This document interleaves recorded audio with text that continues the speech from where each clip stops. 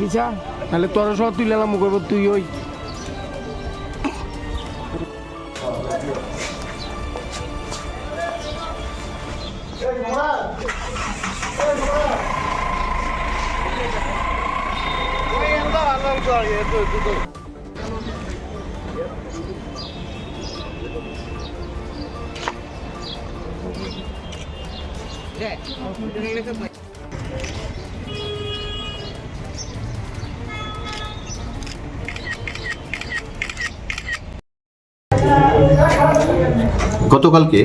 গতকালকে বিকাল 3:30 নাগাদে আমার কাছে একটা গোপন সূত্রে খবর আসে যে একটা টমটমে কিছু এনডিপিএস আইটেম নিয়ে যুগন্ধরের উদ্দেশ্যে রেল স্টেশনের উদ্দেশ্যে যাবে।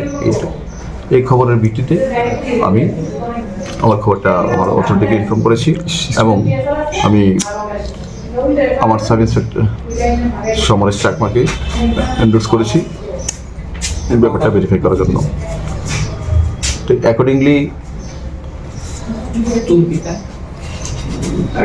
আমি সাব ইন্সপেক্টর সমরেশ চাকমা এবং থানার অন্যান্য অফিসার টিএসআর স্টাফ তারা বিভিন্ন জায়গাতে অ্যাম্বুশ করা হয়েছে ফাইনালি আমরা টমটম থেকে ডিটেল করেছি যে কলেজটা ল কলেজের সামনে দিয়ে যে রাস্তাটা গিয়েছে এই বিজয় অ্যাপার্টমেন্টের দিকে, ওই রাস্তার মাঝখানে আমরা টমটমকে ডিটেন করেছি।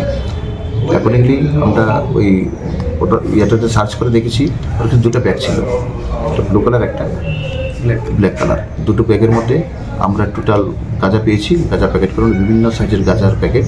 তো টোটালি আমরা যে ওয়েট করেছি এটাতে বেরিয়েছে 18 কেজি গাঁজা। তো অ্যাকর্ডিংলি আমরা ওদেরকে ডিটেন করেছি, দুজন টমটম চালক এবং যার সাথে ব্যাগ ছিল দুজনকে আমরা অ্যারেস্ট করেছি এবং সেই 18 কেজি গাঁজা আমরা সিজ করেছি।